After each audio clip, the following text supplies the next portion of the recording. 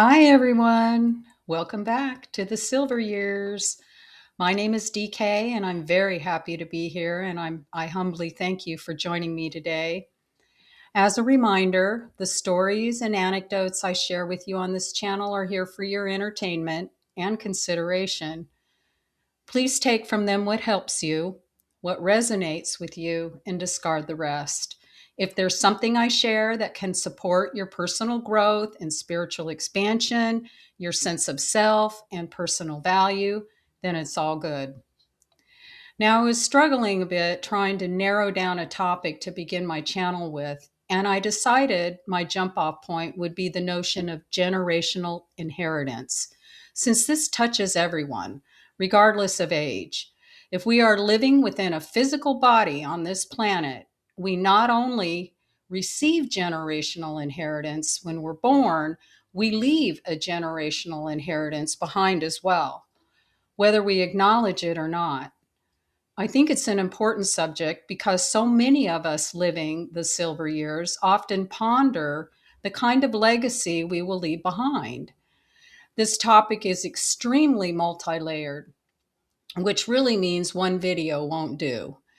And it involves things that affect us more than at just the genetic, physical level. These generational influences run deep and are typically unconscious because they're so fundamentally programmed not only into our physical beings, but into our psyches, into our subconscious, so that most of the time we don't even know it's there, quietly running in the background of our lives like an operating system that runs a computer. All the while, the system is making important choices and decisions for us on autopilot, and oftentimes without us even realizing it. So, I would like to try to explain in short form what I've come to understand about this generational inheritance from my own life, what it is, and why I feel it's beneficial for all of us to learn more about what's running our internal operating system. When I was growing up, my mother, who was a nurse, used to talk about the importance of the gene pool. She would say to me, "Be careful who you get to father your children because those children will always look like the father." And then she'd go on about the need for healthy genes in the bloodline, not just the father's genes, but his family line as well. Clearly, my mother was ahead of her time in this because she was considering those factors long before society was giving much credence to the wisdom of the gene pool. One thing she missed, however, and this was not her fault, was the alcoholism aspect. And that was primarily because the consumption of alcohol and alcoholism were so socially normalized during the first half of the 20th century that it wasn't believed to be an issue worth considering. We, of course, know a different story today. Now, as I began to notice looping patterns that I dubbed repeat performances and recurrent behaviors in my own life that weren't usually positive or beneficial, patterns and behaviors that seemed to coincide with old stories I later heard about long gone family members who'd come before me, many of whom I never even knew or barely knew as a young child. My need to know pushed me to delve further into what the connection was, why I was reliving aspects of their hard life stories as if their histories were repeating themselves in me. And what I learned about my gene pool was that it goes beyond just physical biology. Now, let me add that it wasn't just my own life being influenced by these repeating patterns and behaviors that motivated me to delve further into what the connection was. It was when I began witnessing my adult children experience similar patterns that some internal alarm went off inside of me, and it helped serve as my catalyst for change in this. But what could I change and how could I change it, right? I mean, that's a big order. Just so that we're all on the same page here, it's probably best if I first describe what I mean by gene pool today versus my mother's limited interpretation. Essentially, I'm talking about DNA, yet I'm not just talking about the common understanding of DNA, which is defined online to be, and I'm going to quote, the hereditary material in humans and almost all organisms containing the genetic instructions for development and functioning as basically a blueprint or recipe for a living thing. Now, I think most of us learned something like that in school science or biology growing up. And I wonder if, like me, you thought you knew enough about it to not give it much thought after you learned it. Yet, going big picture here, I began to have questions when I started consciously noticing unsavory patterns playing out in my reality and in that of my children. Questions like, how does DNA really work beyond its function as the storage molecule for our biological information? Does it store more than just our biological information? And is it fixed once we're formed and born? In other words, do we have the power to change our DNA? And let me quickly state here that I am no scientist or medical professional with white paper data to support my perceptions while seeking the answers to my loaded questions. My data comes from my own experiences, my personal observations, and my alternative need to know research, which has ultimately brought me to the conclusion that our genetic inheritance, our gene pool, is as much a frequency as it is a biological blueprint.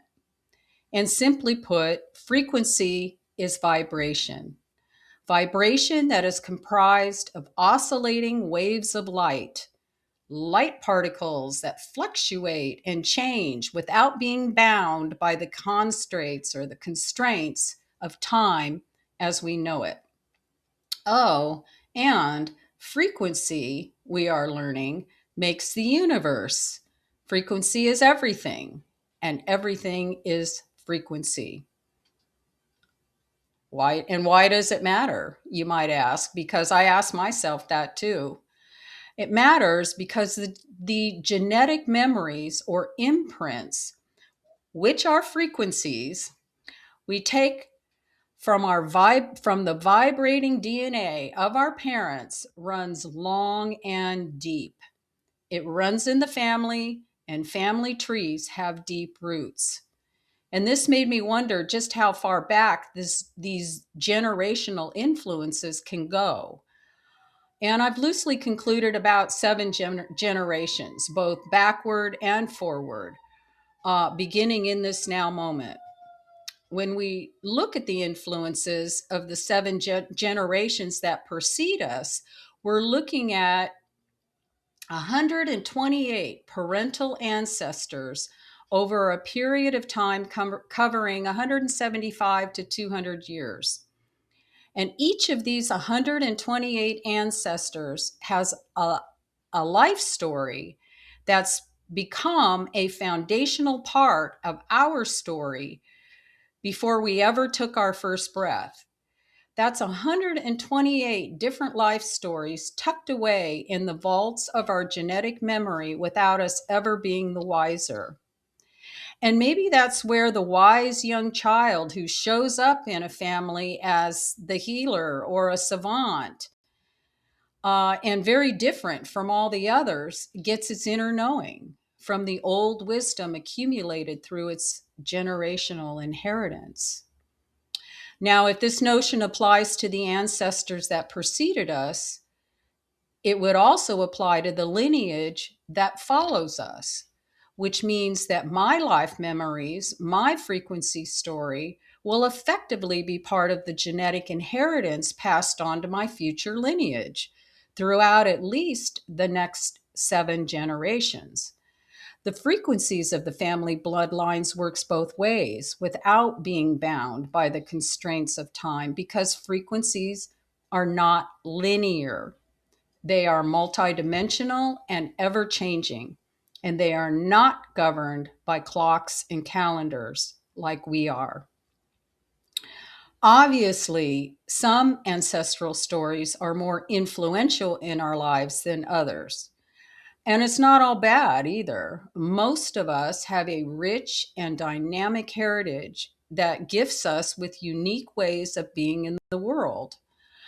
But our reality is highly polarized. So, with the beautiful aspects come the challenging aspects. And sadly, more often than not, it's the challenging aspects that override the influences of the joyful, beautiful ones. For me, after many cyclical years of dealing with listen to the whisper or feel the brick moments, I came to know that the bricks or challenging aspects were a catalyst for change, a crossroads, a choice point, really. If I wanted my suffering to stop, I had to make the choice to change what was causing it, the deep roots cause. The tricky part was how. Again, this is a very multi layered topic and can in no way be neatly summed up in a soundbite. There is no one and done here. One approach to this simply won't do given our diversity. So maybe let's start with the frequency of it all, since frequency is everything and everything is frequency. Can we change our frequency enough to alter or possibly reset our bloodline's DNA? Well, it seems we can at some level because science even has a word for it now. It's called epigenetics, which is defined officially as the study of heritable changes that occur without a change in the DNA sequence. So think about it. If we can change the frequency of the room with only our emotions, then why couldn't we change the frequency of our genetic imprints? As a lifelong empath, I've lived with the experience of walking into a room in a joyful state only to leave depressed because I've absorbed the negative emotional emanations from another in the room. This is not a concept to me. Every empath knows, and I'm going to say here that as emotional beings, most humans are empathic on some level, whether they're aware of it or not. And what every empath knows is that emotions are frequencies, and frequencies can be changed. When our emotional body is out of balance, it typically indicates there is something within us that requires healing before balance can be restored. We can either ignore the call to heal or we can act on it. No right or wrong here, just a choice about what kind of experience we want to have. The choice is always ours to make. Every one of us holds the power, even if we're misled into believing we don't. Every one of us holds this power.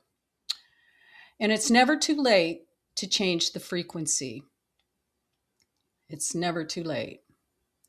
I learned somewhere that there are Native and Indigenous groups that have allowed for councils of wise grandmothers to oversee the moral direction of their communities.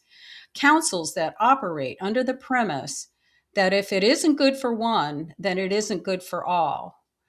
And their decisions are made while considering not just what will benefit the community today in the greed of the moment, but what will benefit the community and its ascendants over the next 7 generations. Personally, I love this vision for several reasons. One being that it makes us think about the future we want to create and then take responsibility for it with our choices, our decisions, and especially our actions. What a stark contrast to what we are experiencing in our reality today. Now, I know this whole presentation has been a lot, and I thank you for hanging with me this far. I hope to continue building on this theme going forward as I weave in stories about my own generational inheritance and what I'm doing to heal the distortions going forward. So before I'd sign off, I'd like to leave you with a question. What kind of future for your family do you want to support by what you're doing right now? So until next time, be well, choose love, and thank you for listening. Goodbye for now.